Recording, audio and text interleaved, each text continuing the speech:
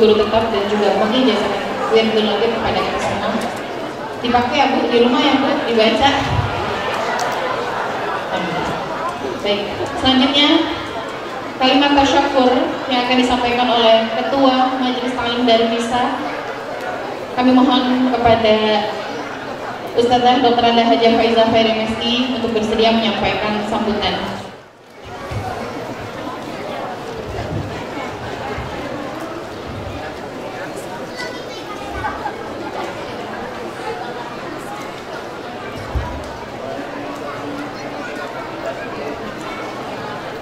Assalamualaikum warahmatullahi wabarakatuh.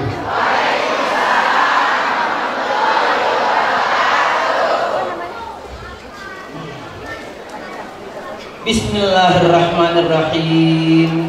Alhamdulillahirabbil alamin. Wassalatu wassalamu ala asyrafil anbiya'i wal mursalin wa ala alihi wa ashabihi ajma'in, amma ba'du. Faqad qala Allah Ta'ala fil Qur'anil Karim, la in syakartum, a'udzu billahi minasyaitonir rajim, la in syakartum la azidannakum wa la in kafartum inna 'adzabi lasyadid. Shadaqallahul azim. Yang saya hormati seluruh ustazah, banyak banget.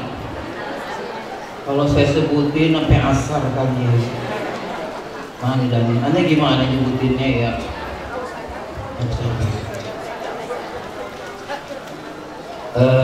Yang saya hormati ada Bu Camat. Terima kasih Bu Camat bisa hadir. Bu Lurah tidak bisa hadir. Kemarin dan niat semalam. Tiba-tiba Ustazah ada perintah hari ini ada apel wajib. Masya Allah.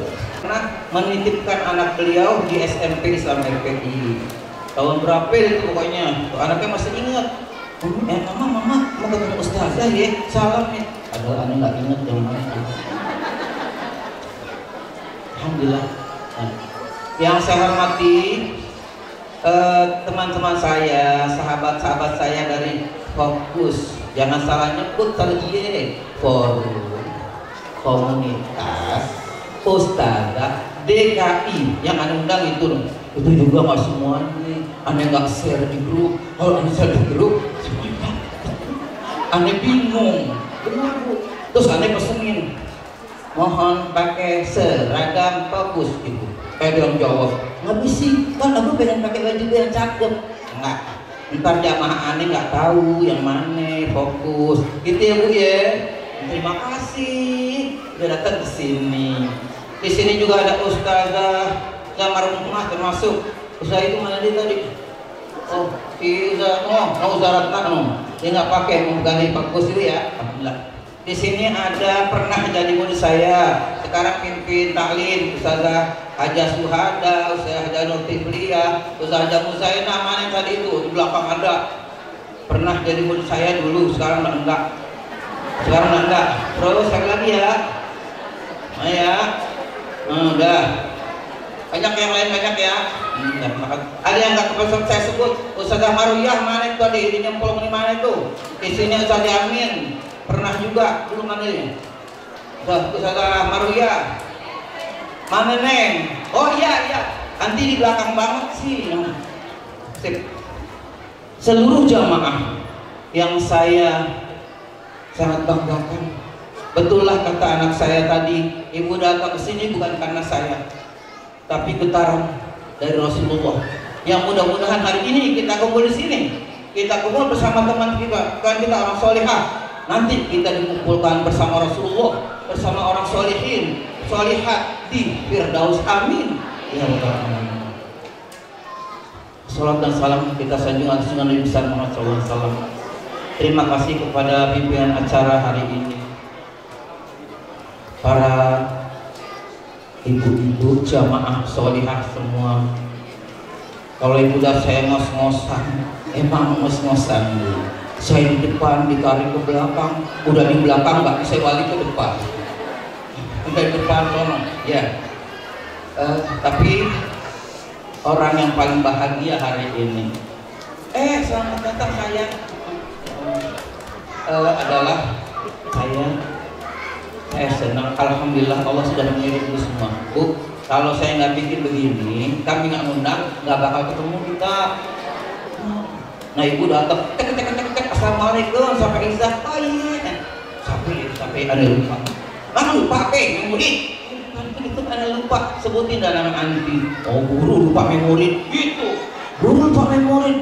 Ya Allah, maaf dah, kalau anti ini tahu sebut nama anti. Sebut dah namanya yang sono saya pun tengah ada gua anjing ini apa baik fokus dia yang kelihatan. Nah terus nanya kita mau nanya gimana apa kabar kagak boleh kata guru saya waktu ilmu alimin Tasawwur Khairus kalau ada kamu jangan pernah tanyakan apa kabar jangan pernah kasih lihat jam jadi itu enak pakai ini diem aja orang datang ngobrol gitu. Nah, tapi kalau gini ngapain ditanya? Cuma datang karena Rasulullah, karena Allah dan mencintai Rasulullah SAW. Ibu, saya yang kebetulan berdiri di sini, Bu, Faizah kepengen terkenal, bukan? Faizah pengen dihormati, bukan? Astagfirullah, bukan. Tapi ini sebuah amanah, Ibu. Ditinggalkan orang tua saya. Almarhum Ustaz Haji Syukhairi sama Haja Sofia tinggalin begini sama rumah ditinggalin Umi kita harus terusin bersaudara 8 tinggal berdua sekarang saya sama adik saya perempuan yang saudara kandung jadi berat ada orang bilang gini Kak Faizal di mana tinggalnya? Di Kuningan jauh bukan Kuningan deket wow tanah mahal ember kan terus kenapa tanah mahal terus kenapa lu gara-gara jual bener gak Bu? Mana jual ayah saya almarhum Haji Syukhairi meninggal karena mempertahankan tanah ini sakit bertahun-tahun tahun 70 belum ada orang sakit lambung belum ada orang sakit mah perut beliau udah buncit dalam keadaan sakit beliau pergi ke Libya cari beasiswa bukan buat anaknya buat anaknya udah berangkat sakit lagi buat Ustaz Ahmad Junaid di Abdullah Al-Harum teman saya sekelas teman juga Ustaz Soleh sama Sahabatullah yang almarhum juga teman-teman dapat dari sakit Bu saya kan anak kecil, bukan nggak tahu papa, saya diem aja. Saya ditanyain Pak Riza mau ke Mesir enggak? Kakak saya udah ke Mesir. Enggak ada Bu ya, saya di sini aja. Ntar kalau saya ke Mesir saya jalan-jalan. Bener, aneh nggak sekolah di Mesir, aneh orang sini, aneh bukan penceramah, aneh bukan ustadzat kayak beliau-beliau. Saya cuma guru lekar. Yang anak, ibu lihat anaknya tadi yang pakai baju putih itu pun saya yang saya kerjain dari setengah 4 sore sampai setengah 6 pelekter itu anak harus Bu harus sekarang banyak pengujian saya terangin aku bagaimana ini bagaimana saya sendiri melihat mereka jadi saya guru lekar yang cuma anak kecil semua anak kecil tapi saya harus bertanggung jawab kepada mereka ya Bu ya tuh. Jadi kalau orang bilang tinggal sini benar, nggak salah, tapi saya nggak jual tanah, bahkan mempertahankan minta doa dari semuanya. Mungkin dari sini ada alumni RPI dari tahun 59, dari tahun 60, 64 dah. Terus alumni yang udah pada jadi guru, jadi ustazah di mana-mana. Yang mungkin udah anaknya sekolah lagi. Saya mohon doa dari semuanya. Doakan kami di RPI supaya tetap istiqomah. Allah tolong perjuangan kami karena kalau kami berangkat na'udzubillah apa yang akan terjadi di sini kasihan kakek nenek kita kasihan beliau-beliau udah merintis semuanya jadi mohon diketahui bahwa saya bukan nyari terkenal enggak saya melanjutkan perjuangan kepada alhamdulillahirabbil alamin Pak Yai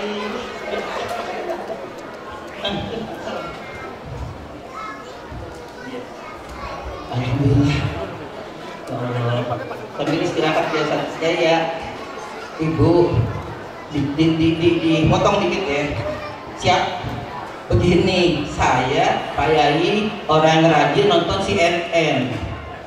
Nonton CNN jam 5, kami nongkrong. Wah, Kiai, Gus Pakis, aneh capek. Aneh cari di Google. Ada Gus Pakis. Bang Ido, kita undang Gus Pakis yuk. Undang. Siap. Aduh, Ustazah nggak bisa tanggal 8 ya. Karena saya tidak mau menerima undangan 2 dalam 1 hari. Beliau. Kenapa Pak Yai? Kan kalau saya gitu malam saya nggak bisa tidur. Saya harus bagi waktu mana-mana. Saya ceramah bingung, dimaki-maki sama panitia sono. Itu kata beliau. Alhamdulillah dapet. Beliau adalah putra dari Kiai Haji Syukron Mahmud, pemilik atau mandu pesantren Darul Rahman. Kalau dengan lihat beliau, saya melong-melong CNN. Saya undang lagi datang ke rumah beliau. Saya malu dah, tapi beliau sangat welcome. Ya Allah, alhamdulillah. Makan dulu, kamu ada di sini. Istri beliau orang Betawi, jadi kita kasih makan untuk Betawi. Nah selanjutnya sedikit saja, ibu-ibu. Kalau tadi ibu lihat ada yang tampil baca rawi, baca hadroh, ada yang keliru, mohon maaf. Saya bukan baca rawi kagak bisa. Saya bilang orang jalan ke sono, aneh jalan ke sini. Baca nomor bana, ning, kemana? Mulut benar kali, tangan kemana? Air udah hijau. Yang 3 kali berhentinya. Saya cuma support. Yang benar Pak Lu kurang pasir aja saya itu kurang nih guru rawi kurang pasir itu doang yang punya dengan nasi. Kalau yang salah mohon maaf. Terus anak-anak kami yang dari TPA mohon maaf ya Bu ya, kata orang tuanya gini, sudah anak diatur kayak begitu kecil-kecil banget tuh, retok banget dikasih kue sekantong ribet banget dah. Orang tuanya bilang gini, Ustazah sabar tuh, harus sabar. Ntar kita tanya nih, sekali gak jawab, 2 kali gak jawab, 3 kali gak jawab, 5 kali. Tadi nafas panjang, astagfirullahaladzim. Saya nanya, anak-anak kalau di rumah nih ibu kamu tanya sekali, 2 kali, 4, 5 kali, tangan jalan Ustazah. Apa ada yang ngupit, ada yang nampak, ada yang pukul. Ustazah nggak pernah nampak.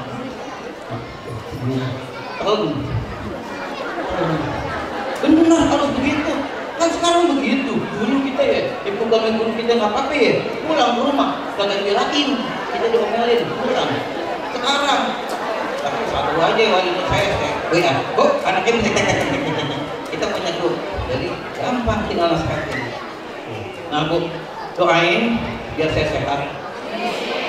Biar sehat Bu ya. Guru-guru tadi sehat, salah satunya tadi satu akhir yang mimpi di depan, satu lagi Ustaz Mukri, anak saya bertiga. Makanya maaf fokus kalau ngundang rapat jam 3 aneh assalamualaikum waalaikumsalam aja. Karena nggak mungkin saya tanya. Itu kalau tinggal ngambil 2 hari tajud kita nggak pretein tak tajud besok. Nah target kami di Ibadur Rahman lagi nggak muluk-muluk. Keluar SD atau keluar MI dia harus menyelesaikan 3 kali khotam dengan bacaan bagus, lanjutnya hafal juz 30, jangan terbalik, 30 juz 30 karena bukan target saya.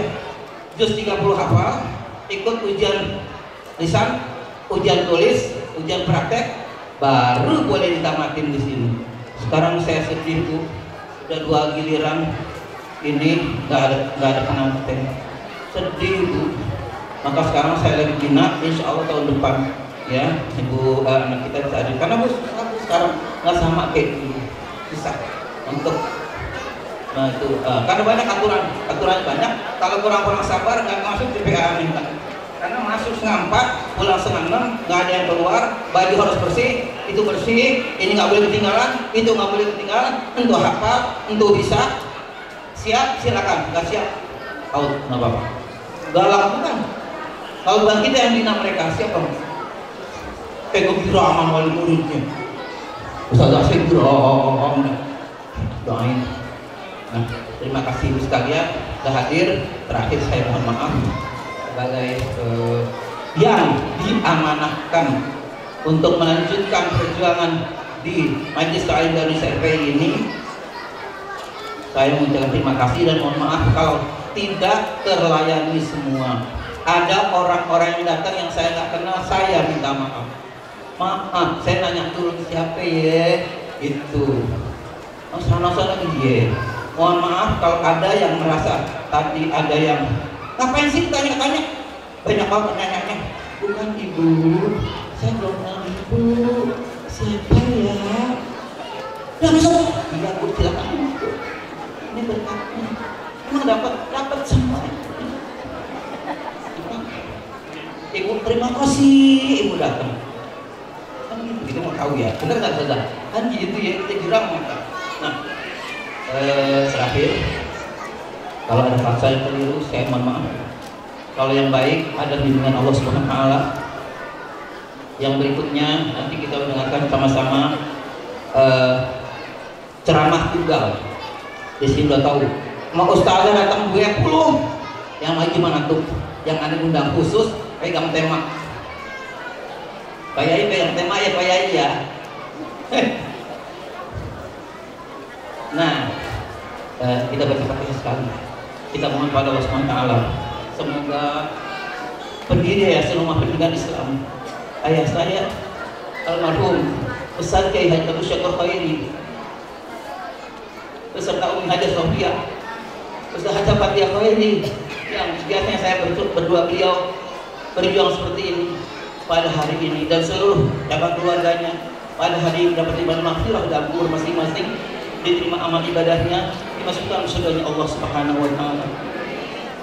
Dan doakan kami semoga kami kuat memegang amanah ini karena sangat berat, tetapi kalau kita serahkan Allah semuanya menjadi mudah. Ya, amin. Juga ibu semua yang semua punya amanah masing-masing, Allah kasih mudah semuanya. Lepas saja, serai ke Allah semua. Semoga Allah akan selalu menolong kita. Ala hadhihi wa likulli salihah wa ila hadratin Nabi Mustafa Rasulullah sallallahu alaihi wasallam. Al-Fatihah. A'udzubillahi minasyaitonir rajim. Bismillahirrahmanirrahim. Alhamdulillahirabbil alamin. Arrahmanir rahim. Maliki yaumiddin. Iyyaka na'budu wa iyyaka nasta'in. Ihdinas siratal mustaqim. Siratal ladzina an'amta 'alaihim ghairil maghdubi 'alaihim waladdallin. Amin. Rabbil alamin. Terima kasih. Assalamualaikum warahmatullahi wabarakatuh.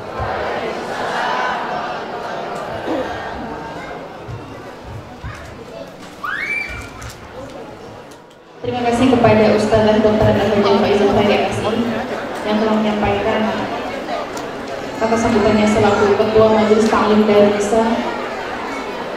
Kami ucapkan selamat datang kepada Ustazah Umroni Mukhtar, kemudian Ustazah Hajjah Nursani. Mari kita dengarkan tilawah yang akan dibacakan oleh Al-Ustazah Hajjah Nursani. Padanya kami persilakan. Assalamualaikum warahmatullahi wabarakatuh.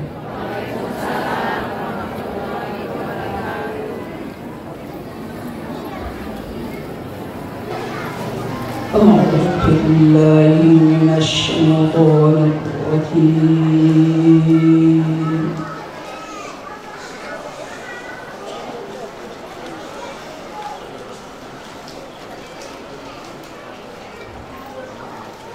Bismillahirrahmanirrahim.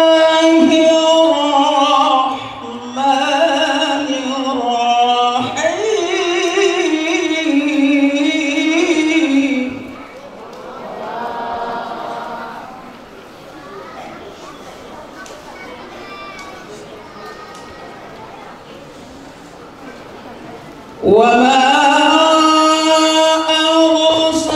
أرسلناك إلا رحمة للعالمين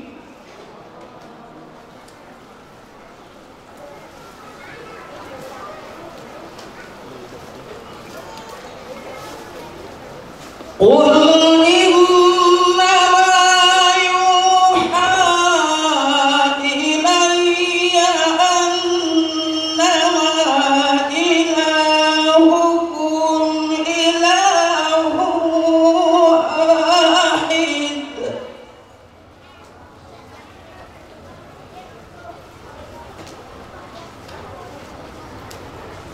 فهل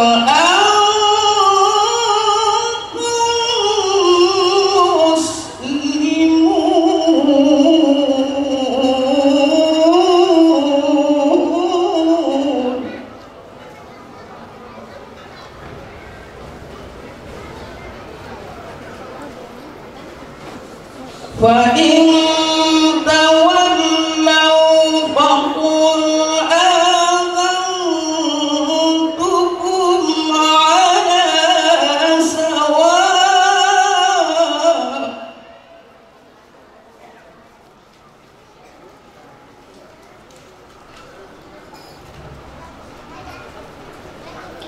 وإن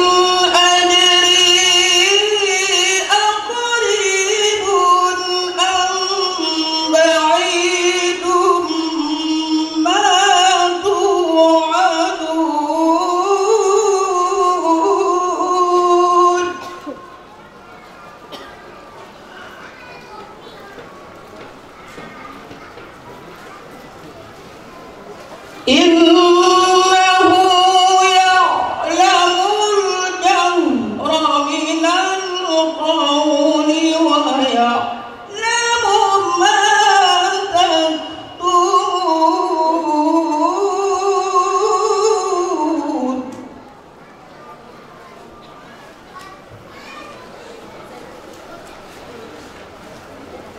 وإن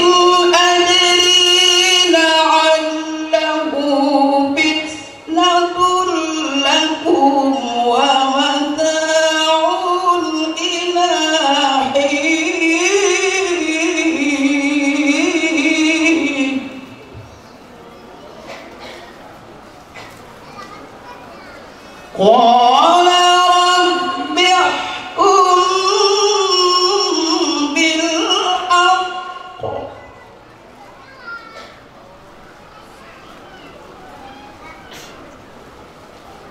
وربنا الرحمن المستعان على ما تصفون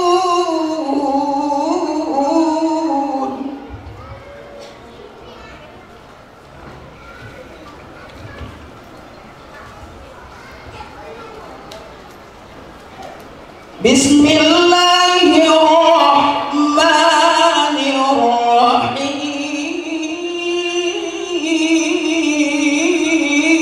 الرحيم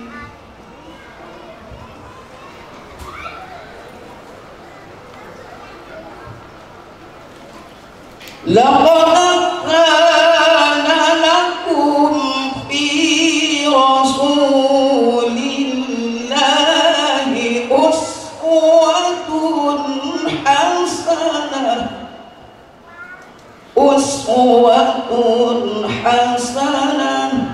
أسوة حسنة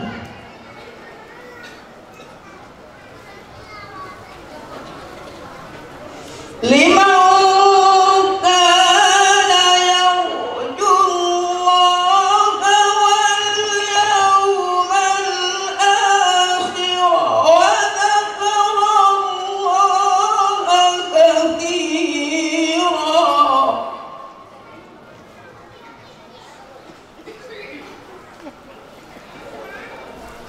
ولما رأى المؤمنون الأحزاب قالوا هذا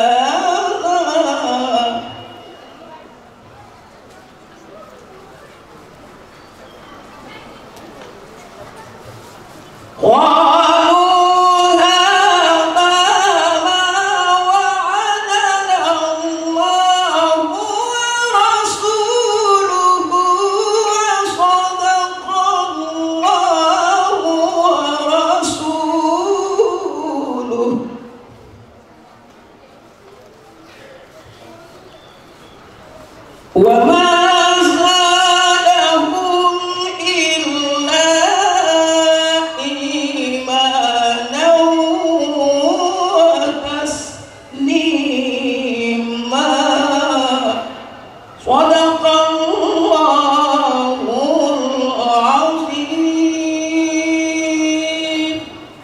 Assalamualaikum warahmatullahi wabarakatuh. Selanjutnya, mari sama-sama kita dengarkan ceramah Maulid yang akan disampaikan oleh Al-Ustadz Kiai Al-Haj Muhammad Faiz bin Kiai Haji Syukron Ma'mun. Kepada beliau kami persilakan. Assalamualaikum warahmatullahi wabarakatuh.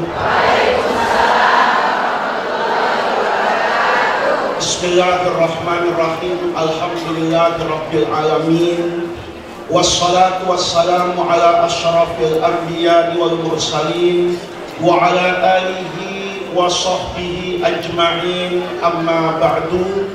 Segenap para alim ulama yang saya muliakan, para guru, para tokoh masyarakat, pimpinan majelis taklim Darun Nisa. Ini saya datang Ibu karena nama ustazahnya itu sama dengan saya. Pimpinan majelis taklimnya namanya Ustazah Faizah, nama saya Faiz. Jadi hari ini saya merasa harus datang Ustazah karena takdir Allah itu indah. Hadirin hadirat sekalian yang saya muliakan, alhamdulillah pada pagi hari ini di penghujung bulan Rabiul Awal kita masih dapat bertemu dan bermuajahah memperingati kelahiran manusia yang paling sempurna, manusia yang paling agung, yang Allah berikan mukjizat yang tiada tara, mukjizat berupa al-akhlaqul karimah. Tidak ada manusia yang akhlaknya menyamai Rasulullah. Nabi itu dalam keadaan miskin dan kaya, Nabi itu dalam keadaan kuat dan lemah, itu tidak memberikan pengaruh apapun kepada akhlak beliau. Dulu waktu Rasulullah hijrah sampai ke kota Madinah, itu ada orang Yahudi yang kelak akan menjadi sahabat Nabi. Waktu Nabi baru datang ke kota Madinah, Yahudi ini penasaran. Kata orang Yahudi, Nabi akhir zaman itu di dalam Taurat dan di dalam Injil itu diceritakan tentang keagungan akhlaknya. Maka saya, kata Abdullah bin Salam, ini orang Yahudi, penasaran. Dulu di Mekah, Rasulullah itu pengikutnya sedikit. Itu kalau pakai data statistik, kalau misalnya zaman Nabi itu sudah ada dukcapil, dinas yang ngatur soal KTP, itu sahabat Nabi di Mekah itu tidak lebih dari 100 orang. Ada riwayat bahkan yang mengatakan sampai Nabi hijrah, pengikutnya itu cuma 80 orang. Begitu Rasulullah hijrah ke Madinah, Nabi itu pengikutnya hari pertama Nabi di Madinah itu sudah menjadi mayoritas penduduk Madinah. Karena di Madinah itu kan orangnya banyak, suku bangsanya juga berbeda-beda, agamanya juga beragam. Ada Yahudi, 3 suku Yahudi besar itu tinggal di Madinah. Kenapa tinggal di Madinah? Itu menunjukkan bahwa Rasulullah itu disebutkan dalam kitab suci Taurat. Makanya ibu kalau baca di surah Al-Baqarah, itu Allah kan nyindir orang Yahudi. Orang Yahudi itu kok bisa nggak percaya dengan Nabi Muhammad, padahal ya'rifuna, Orang Yahudi itu kenal sama Nabi karena ya'rifuna abna'ahum, kayak bapak kenal anak, ibu kenal anak. Maka orang Yahudi itu tahu kalau Nabi akhir zaman itu nanti akan hijrah ke satu kota, ke satu tempat yang dikelilingi oleh perbukitan. Kota itu seperti mangkuk. Maka kalau ibu masuk dari Mekah itu sampai di perbatasan Madinah, itu mesti Nabi dulu ya, sebelum banyak gedung-gedung itu tahun 90-an, itu masjid Nabi kelihatan di bawah. Untung Madinah itu tidak kayak Kuningan. Kalau Madinah itu kayak Kuningan, hujan sebentar, itu masjid Nabi yang paling apa itu? Banjir karena letaknya paling rendah. Maka orang Yahudi itu tahu, karena tahu Nabi akhir zaman di sana, mereka itu jalan dari Palestina itu melihat mana ya kota yang isyarat geografinya, bentuknya seperti yang diceritakan dalam kitab Taurat dan Nabi Bani Israel. Ada yang sampai ke kota Madinah, ada yang sampai ke kota Khaybar. Itu karena dua-duanya mirip. Jadi Yahudi ada di sana banyak. Kemudian suku Arab itu penduduk asli kota Madinah. Itu ada dua suku aslinya, yang namanya Aus dengan Khazraj. Ini mayoritas. Ini kalau sekarang ini partai besar. Ini PDIP sama Gerindra, ya. Nomor 1 dengan nomor apa ini? 2. Ini jumlahnya, kan pemenangnya kemarin PDIP, nomor 2-nya Gerindra. Ini partai paling besar ini. PDIP sama Gerindra itu koalisi. Tapi bukan dukung Ganjar sama Prabowo, dukung Rasulullah Shallallahu Alaihi Wasallam. Maka Nabi sampai di Madinah itu menjadi calon kepala negara yang paling kuat. Kalau sekarang kan masih ribut dulu, capres dengan cawapres, ini pasangan sama siapa, ibu-ibu masih ngerumpi, ya kan? Katanya Prabowo sama yang ono, Anies dapat yang baru itu, kan begitu macam-macam. Ini Rasulullah datang ke Madinah, itu langsung disambut. Kalau sekarang itu sama Bu Megawati dan Pak Prabowo mengatakan, kami penduduk Madinah ini mayoritas, kalau koalisi berdua ini pasti menang, dan kami sepakat sekarang bukan saja melihatmu ya Rasulullah sebagai Nabi, tapi juga kami ingin kau yang menjadi kepala negara, kau yang menjadi kepala pemerintahan.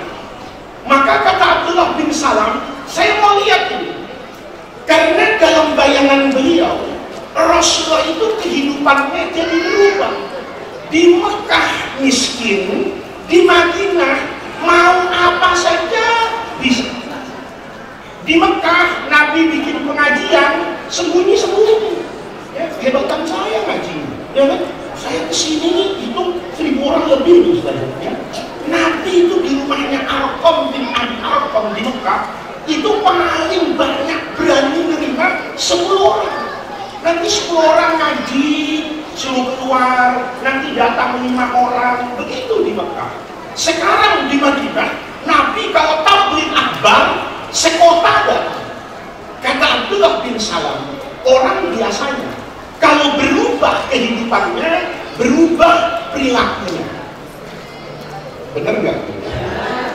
Ustadz kalau belum terkenal, diundang kemana aja ayo, dijemput pakai apa aja berangkat, di WhatsApp balas. Kapan? Masih jadi ustadz di pojokan kampung. Begitu tenar, followersnya banyak, ada ustadz aneh pakai manajemen. Kalau undang itu ketemu manajemennya, ditanya pengajiannya gimana, pasang tarif lagi.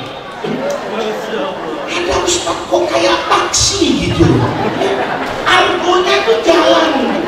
Kalau diundang tuh tanya, ini masih di Jakarta apa luar Jakarta? Aduh Pak Ustaz, Rumah saya di BSD. Oh, BSD itu provinsinya udah Banten, luar provinsi. Berapa? Ini kan ada nih, kan sama-sama baca Quran, kan sama-sama baca hadis, kan sama-sama ngajar agama. Itu Rasulullah dulu tidak berubah. Ustaz sekarang kadang-kadang baru tenar dikit, itu aneh-aneh yang dikerjakan. Lo undang gua berapa? Segini ya. Kalau segitu mah nggak narik. Ini mau ngaji apa mau naik angkot gitu saya. Lah bener nggak? Bener nggak? Berubah. Ibu nih, ya. Kalau susah hidupnya, diajak lakinya makan di warteg udah semua. Dapat gusuran 100 meter di Kuningan. Semeternya 75 juta. Kira-kira diajak ke pasar rumput mau? Kata lakinya kita belanja di pasar rumput, jawab emang gua kambing, kan begitu. Bener nggak? Berubahnya kenapa? Kata orang sekarang belagu kan? Itu semua manusia ya, RT kalau masih jadi RT bu, waduh ya, diajak apa aja ayo. Tahu-tahu RT Kuningan jadi presiden, oh susah dihubungi ya. Kenapa? Berubah. Lihat Rasulullah. Kata Abdullah bin Salam, saya mau tahu ini orang bener, makanya mukjizat Nabi nggak dikasih bu. Kayak tongkat Nabi Musa itu ya, mukul air langsung jadi jembatan misalnya ya, Allah nggak kasih itu. Kayak tangannya Nabi Isa asal megang orang sembuh, Nabi nggak dikasih kayak gitu. Kenapa? Yang begitu nggak awet. Tapi mukjizat semua Nabi itu nggak ada yang awet, nggak awet. Yang awet cuma Nabi. Ayo kita hitung deh, ini gara-gara ibu takut ragu-ragu ya.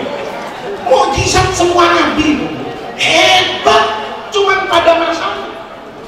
Ayo Nabi Ibrahim ya. Saya pernah ceramah depan anak-anak SD dan anak TK ya, sama anak SD. Panitianya tega bener. Saya pikir saya ceramah di SD atau di TK itu yang datang ibu-ibunya. Tahu-tahu beneran anak TK bu, makanya. Saya kepengen cepat selesai.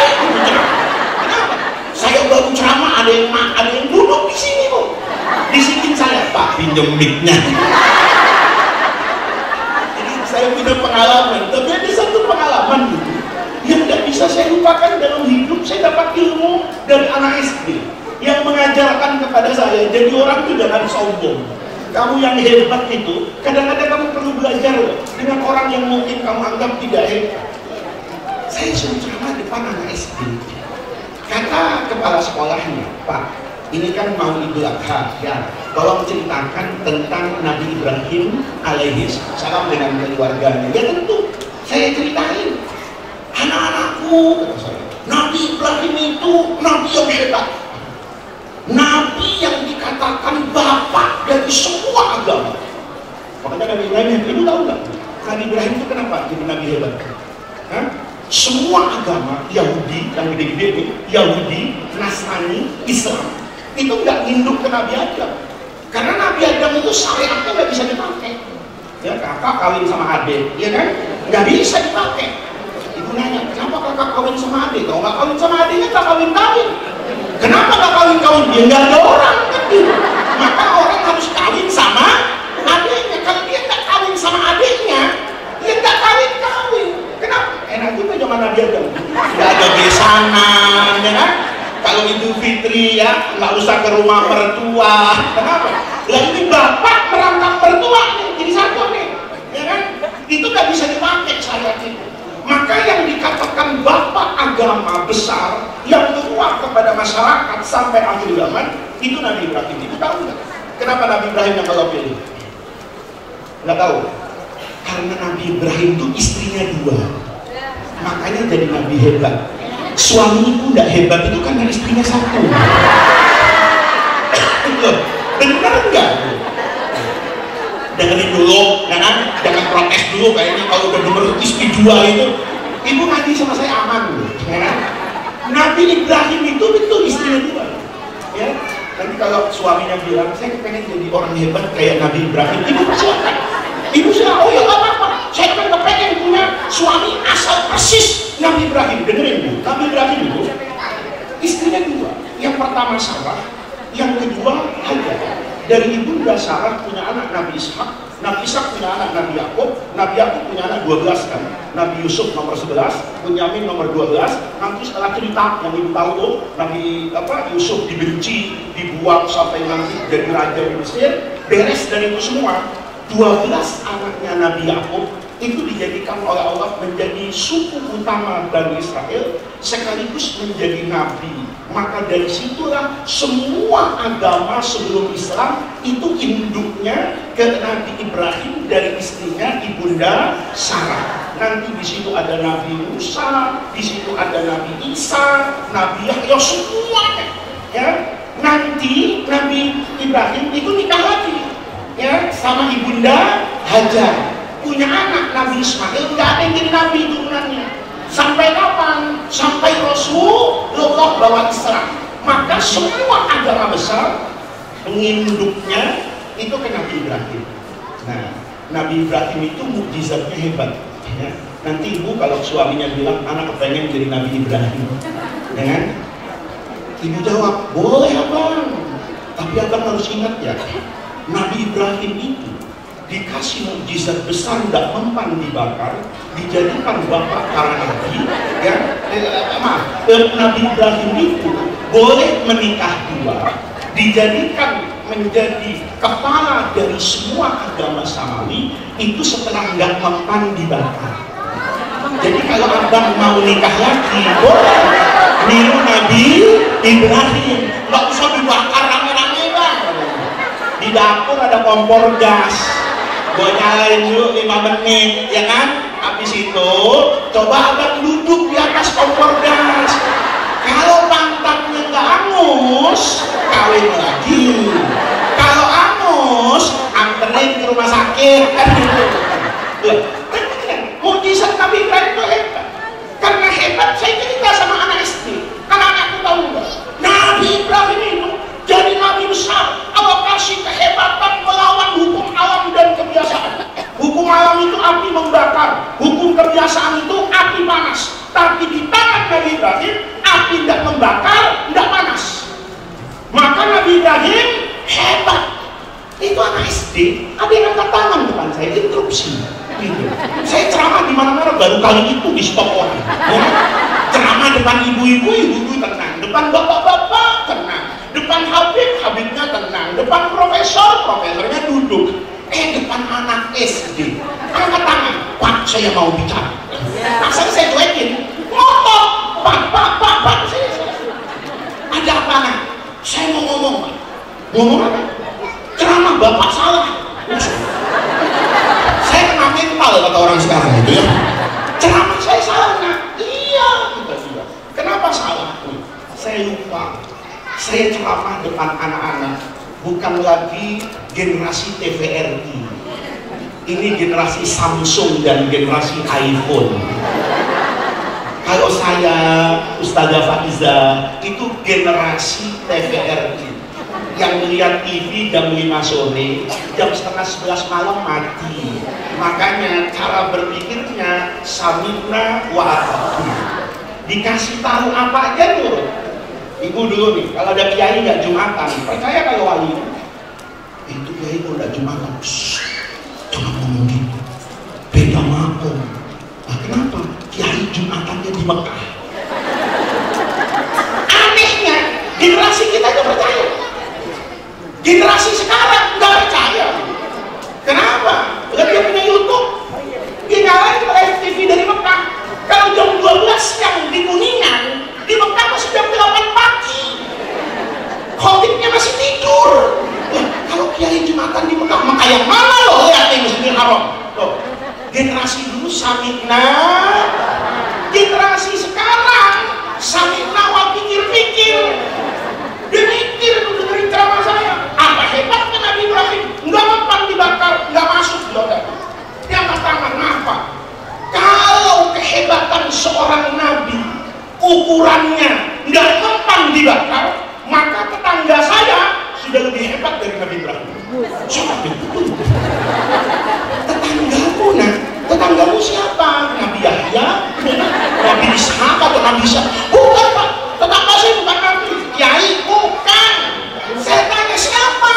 Pemadam kebakaran.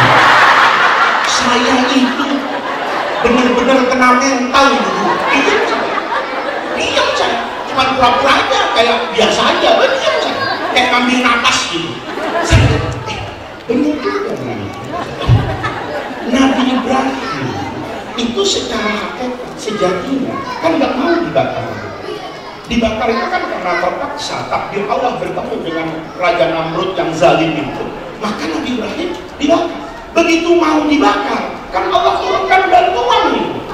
Jimat bersertifikat halal. Ya naru kuni bardan wassalaman ala Ibrahim. Nabi Ibrahim tenang karena redaksi Qurannya bagus. Ya naru. Kalau orang ngaji nahu namanya nakiroh, nggak ada alif lamnya, bukan anar, tapi nar. Nar itu nakiroh itu tufidul umum, berarti hari itu semua api sedunia ada. Ibu coba seandainya ibu ya, kakek moyang kita masih ada zaman Nabi Ibrahim, tanya ya. Waktu kakek moyang kita di Kuningan masak nasi berbarengan dengan Nabi Ibrahim dilempar ke api, itu nasi ibunya lain dari subuh sampai sore kagak matang. Kenapa? Semua api. Tenang Nabi Ibrahim. Kenapa? Kata Allah, saya jamin nggak usah takut, api itu nggak panas. Pemadam kebakaran nih, ya ada kebakaran misalnya di kota di Jakarta, dia takut apa berani? Berani. Kalau kita ngadu pemadam kebakaran, kebakaran, jangan gua takut, mutasi ke dinas perhubungan. Kalau namanya pemadam kebakaran, itu pasti lawan api, berani. Minta tolong malaikat Jibril. Jibril ini kebakaran di mana ini? Ya kan? Itu ayat masih berlaku nggak? Ya narukuni bardan wassalaman. Enggak kan? Dia pakai baju sendiri, dia pakai helm sendiri. Api yang panas hari ini sudah dikalahkan oleh hasil kerja otak manusia yang mampu melakukan kreasi, membuat baju yang anti api, membuat kaca yang anti pecah. Itu namanya mukjizat Nabi Ibrahim, nggak laku lagi. Ya, jadi kalau ada Nabi sekarang anti api, orang nggak beriman. Biasa aja, teman gua pemadam kebakaran bajunya anti api kan gitu. Ayo, ya, mukjizat Nabi dulu nih. Kalau sekarang ini masih ada kayak Quran, hidup berantakan. Ayo, Nabi Soleh. Nabi Soleh itu keren, pinter gambar, melukis. Hebatnya, kalau lukisannya dipegang, hidup nyata. Itu kalau ilmu itu saya warisin, berantakan dulu. Ya, ibu-ibu tuh kalau mau cari suami dulu, nggak usah cari laki, datang ke saya, bawa kertas, ya kan, sama apa alat gambar, ya kan, bawa kanvas yang gede, ayo, Pak Ustadz, saya kepengen punya laki, saya tanya, casingnya kayak apa? Mau kayak Samsung apa kayak iPhone? Ini suami model 2024 apa 1964 kan gitu kan? Ibu mau, saya mau yang model terbaru orang sekarang. Orang sekarang sama orang dulu kan gitu. Coba ibu lihat fotonya Oma Irama tahun 70. Itu celananya bu, celana orang laki ibu, masya Allah. Jangan dimasukin botol, kan beras muat. Lebar banget. Zaman itu pakai celana kayak gitu hebat. Ayo undang Ustadz pakai celana kayak gitu sini. Yakin kata ibu ini Ustadz apa badut kan begitu. Berubah selalu. Nah, ibu kalau ada mukjizat Nabi Soleh tinggal gambar aja. Saya cek ini bu suaminya kurang tinggi Pak Ustadz, rambutnya gimana? Begini, hidungnya ini kepanjangan Pak Ustadz, ini bukan mancung, ini petrok kan itu mundur itu ditetek hidungnya enak bu. Kupingnya begini-begini, jadi oke gak nih, laki-laki 2024, wah bagus Pak Ustadz. Saya pegang, keluar. Enak juga kan? Ya? Lebaran gak ada macet. Kenapa gak ada pulang kampung? Gak punya mertuanya kertas, ya kan? Tapi ibu bayangin deh, kayak apa rusaknya dunia kalau ada manusia gak punya orang tua. Manusia itu senakal-nakalnya. Kalau sama bapak, sama ibunya, kan masih keren. Kalau ada orang, ada anak, nggak Kalau mukjizat Nabi Soleh sampai hari ini hancur dunia. Kayak Nabi Isa. Ya, sebentar lagi kan Natalan di Desember, ya kan? Itu disebut Isa Al-Masih dari kata-kata masaha. Kenapa? Karena tangannya Nabi Isa itu kalau musah semua beres. Orang sakit sembuh.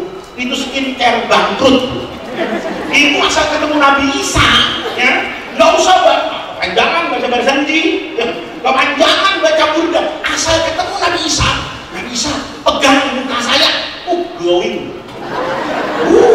Itu orang laki lihat terangnya muka ibu pakai kacamata hitam. Kenapa? Bersinar banget. Karena tangannya Nabi Isa berkah. Bayangin kalau mukjizat itu turun ke saya. Pabrik obat bangkrut, rumah sakit tutup, dokter bunuh diri. Kenapa? Semua orang sakit nyari ya. Asal usap sehat. Nggak ada orang kepengen jadi dokter. Nggak ada farmakologi. Nggak ada keseimbangan dunia ini. Rusak. Makanya Nabi nggak dikasih kayak gitu. Kenapa? Itu mukjizat kata guru saya. Kayak anak kecil rewel. Dikasih permen diem, permennya habis. Sama kan? Anak-anak kecil itu kalau ibunya ngaji, ya asal dikasih balon di depan. Kadang maulid itu aneh juga. Tukang balon tahu aja kalau ada maulid. Saya kemarin tuh, itu maulid di Bekasi. Masya Allah, ibu-ibunya anteng. Balonnya pada lepas, Pak.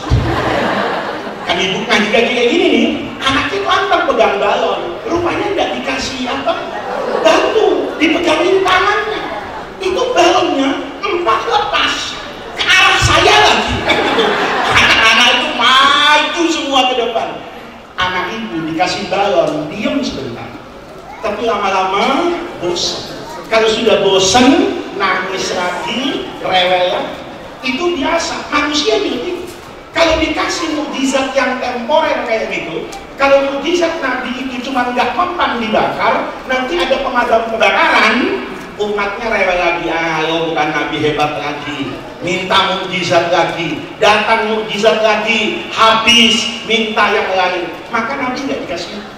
Nabi itu mukjizat besarnya itu cuma 2. Yang pertama Al-Quran yang tadi dibaca, yang kedua yang nempel di dalam diri Nabi yang namanya akhlak. Itu mukjizatnya Nabi. Maka Abdullah bin Salam, ini gara-gara kemana-mana ya, ceritanya tadi itu dulu, akhlaknya Nabi ya. Tapi ibu jadi tahu kan sekarang hebatnya Rasulullah. Jadi nanti Nabi itu dibaca kapan saja, tampil kapan saja, Nabi tetap hebat. Tapi semua Nabi sebelum Nabi Muhammad hebatnya udah habis ya, hebatnya sudah habis. Nabi kata Abdullah bin Salam, ini orang sekarang ada pada puncak ketinggian, mau apa saja Nabi bisa. Minta uang berapa saja di Madinah Nabi dapat. Mau kawin sama siapa saja di Madinah semuanya mau. Itu jangan salah ya. Ini orang sering pahamnya Nabi yang paling ganteng itu Nabi Yusuf. Makanya kalau 7 bulanan itu baca surah Yusuf. Kepengen ganteng susah tuh, ya kan? Karena kan kita turunan Gajah Mada gitu. Sama Ken Dedes, bukan Nabi Yusuf sama Zulaikha dan Cleopatra. Nggak apa-apa. Nabi Yusuf itu ganteng memang. Tapi Rasulullah lebih dari itu. Nabi dan Nabi itu nggak ada yang nggak ganteng loh. Nabi yang jelek siapa? Nggak bisa. Kalau Nabi bisa punya kabar ceramah datal, kenapa diomongin orang? Gede amat lebih Nabi itu kan begitu. Nabi itu semuanya bagus.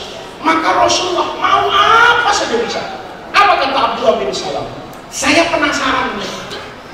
Nabi sampai di Madinah, kira-kira omongan pertamanya apa ya? Yang mau diomongin sama Nabi pertama kali apa ya? Maka Yahudi ini punya ekspektasi, punya bayangan. Oh, mungkin mau ngatur negara, oh mau ngomong ini, mau ngomong ini. Atau boleh jadi sekarang Nabi hidupnya berubah karena sudah jadi orang kaya, sudah jadi presiden. Maka apa yang terjadi? Abdullah bin Salam itu kaget. Karena pertama kali Rasulullah sampai di Madinah, itu dalam hadis dikatakan, lamma qadima Rasulullah sallallahu alaihi wasallam al-Madinah. Nabi sampai di Madinah. Injafala alaihin nas. Injafala itu kalau bahasa Sundanya ngeriung, langsung duduk mengelilingi Rasulullah Shallallahu Alaihi Wasallam. Kan biasa kalau pemimpin datang itu pasti kan, ada Pak Anies, pasti semua orang ngumpul. Ada Ganjar, semua orang ngumpul. Ada Prabowo, semua orang ngumpul. Ada Yasinan, kabur. Ada Yasinan, kabur gitu. Nah ini bapak-bapak, ibu-ibu, ini Nabi itu dikumpul. Begitu kumpul semua di sekitaran Rasulullah, apa yang dikatakan oleh Rasulullah? Hadis pertama kali disampaikan oleh Rasulullah di hadapan masyarakat umum saat hidupnya Rasulullah sudah apa ini? Berubah. Itu pesannya sama. Apa kata Nabi? Hadis pertama ini, afsus salam. Orang tuh yang paling penting dalam hidup itu mampu menebarkan assalam, rasa aman, rasa damai kepada semua orang. Maka Rasulullah itu jadi orang sukses karena hidupnya itu selalu ngasih rasa aman sama orang. Ayo, sama istrinya ini. Ibu tahu kan, kalau puasa sunnah itu niat mendadak pagi-pagi itu boleh.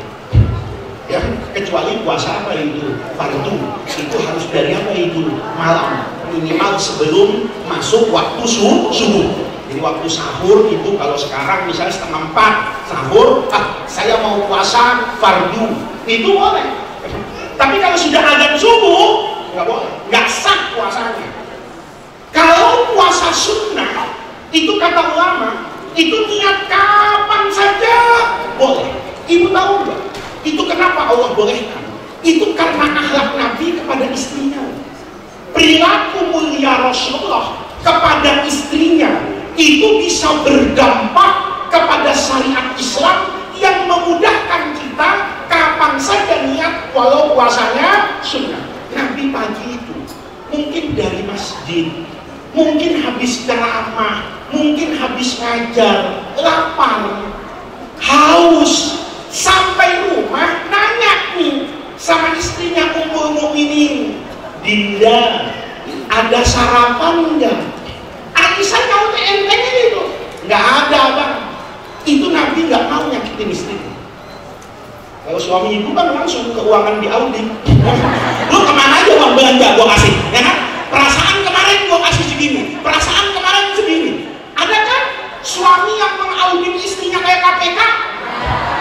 Ada. Kok bisa di rumah tangga itu kalau belanja ke pasar bonnya itu dikasih? Ini bang, saya belanja ini. Kata suaminya, mana bonnya? Mana bonnya? Ya Allah, kata saya. Ini orang nggak ngerti akhlaknya. Tapi bisa jadi suami yang kayak gitu juga nggak salah. Karena ibu nggak kayak Aisyah, ya kan? Ya, sarapan nggak buat, tapi jilbab tiap minggu ganti warna. Ya kan? Suaminya kan curiga, wah jangan-jangan, tapi ini nggak akhlak Nabi. Itu istrinya, anteng aja ngomong, abang nggak ada sarapan, nggak pakai jelasin dong. Saya tadi masalahnya nyuci, enggak. Enteng aja jawabnya, nggak ada Nabi, nggak ada sarapan, saya belum masak. Itu Nabi nggak ada nanya, lu ngapain aja dari subuh? Ya kan? Uang kemarin kemana? Tahu nggak? Kalau masak untuk suami itu adalah baktinya istri, nggak ada lagi. Itu nggak mau nyakitin Aisyah. Itu begitu Aisyah bilang nggak ada, alhamdulillah kata Nabi, pas bener saya lagi puasa.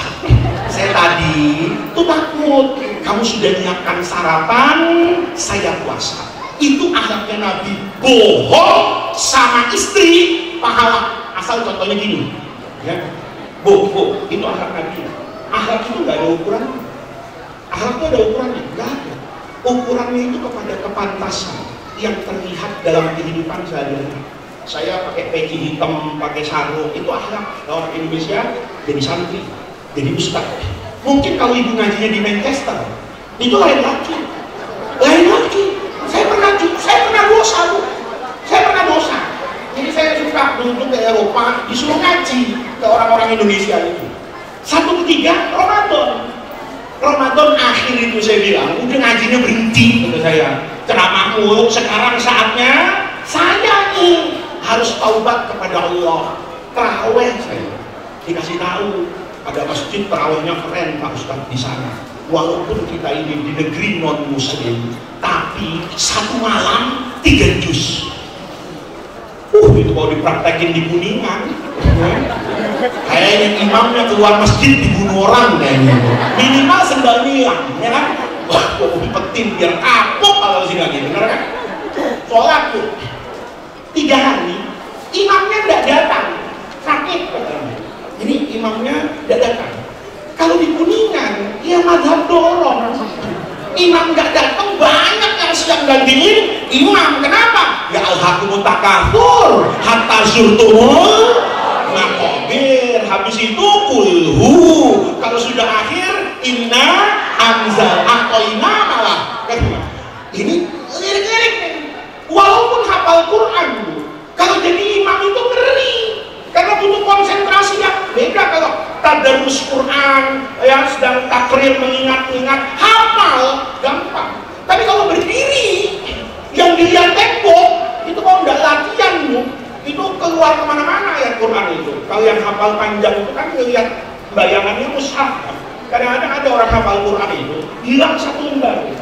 Karena dia tidak konsentrasi, dia ingatnya oh ini, oh ini, oh ini. Kelepasan satu, itu boleh jadi 10 ayat hilang. Nengok nih semua orang, siapa? Enggak. Tahu-tahu maju orang, nggak pakai peci. Rambutnya itu kayak David Beckham, ya kan? Waktu itu zaman David Beckham masih di Manchester hebat itu. Itu rambutnya pasti minyak keren, pakai jaket kulit, pakai ini, maju. Saya dalam hati itu udah dosa. Kagak tahu diri, saya bilang. Lo pikir Kebayoran Baru ini, ya kan? Dia pikir Al-Hakumul, tahu-tahu diterusin bacaan itu. Dia baca surah Al-Kahfi itu 1 rakaat. Habis itu nggak berhenti lagi, masih diterusin. Hebatnya, selesai sholat, dia berdiri. Jamaah, tadi kita membaca surah Al-Kahfi. Surah ini mayoritas adalah ayat Makkiyah. Sekalipun ada beberapa ulama menguraikan, saya pikir-pikir hebat juga nih. Terus saya tanya sama pengurus masjid, itu yang tadi jadi imam itu siapa? Ternyata ahli agama, nggak pakai peci, pakai jas. Kenapa? Di Inggris. Bener nggak? Ayo, adik saya dulu itu sekolah di Jogja. Satu ketika saya Jumatan di keraton. Idza sha'idal khatibu 'alal mimbar, berdiri. Itu orang yang berdiri itu sarungnya sarung batik yang biasa dipakai nenek saya itu. Ya, sarung batik yang biasa dipakai nenek saya. Pakai beskap yang lurik itu, pakai belangkon. Saya mikir ini serius Jumatan gitu saya. Dia naik beneran tuh ke mimbar itu. Bilalnya ngasih apa itu tongkat, dia yang ngambil, dia yang naik khutbah. Saya pikir-pikirin kalau di Kuningan pasti ditarik turun, Mas, bukan dalang ini Jumatan. Saya baru paham. Tapi yang seperti itu di Jogja pas. Kenapa? Karena itu bagian dari akhlak. Maka akhlak itu ukurannya kan kepantasan. Rasulullah hari itu afsus salam, tebarkan salam. Maka Nabi sama istrinya itu assalam, damai. Bohong Nabi. Kenapa? Karena bohong itu, kalau pakai akhlak belum tentu haram. Di dalam musnadnya Imam Ahmad ini hebatnya Rasulullah Shallallahu Alaihi Wasallam kata Nabi, bohong itu dosa besar. Bohong itu dosa besar. Tapi di dunia ini, kata Rasulullah, tapi di dunia ini, kata Nabi, kalau untuk assalam, kedamaian, ada yang bohong dapat pahala, kalau jujur malah dapat apa itu? Dosa. Kenapa? Tujuannya assalam. Ada banyak tuh. Yang saya terakhir yang ada kaitannya dengan ibu-ibu. Katanya bohong yang dapat pahala, jujur diantaranya menjaga keharmonisan rumah tangga. Misalnya, ibu-ibu masak, perempuan itu paling sakit hati kalau masakannya itu dicela. Bener nggak? Jangan dicela, nggak dimakan aja, ya. Jangan nggak dimakan. Bininya udah masak nih, begitu mau makan dibuka, ya. Tahu suaminya ngomong, kita makan ke rumah makan Padang yuk, pasti tersinggung. Walaupun diajak makan ke restoran, nggak enak ya masakan gua. Padahal suaminya bukan nggak enak gitu, memang niat mau ngajak ibu makan di luar. Tapi perempuan kalau dicela masakannya, panjang ceritanya. Panjang ceritanya. Maka lihat Rasulullah itu ngasih solusi asal untuk kedamaian.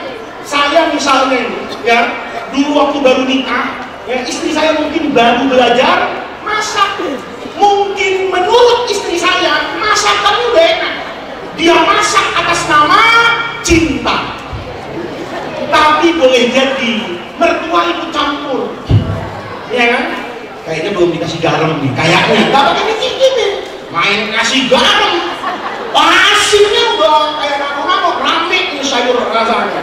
Saya pulang sore-sore, kata istri saya, abang, ini saya sudah masak, masaknya pakai cinta.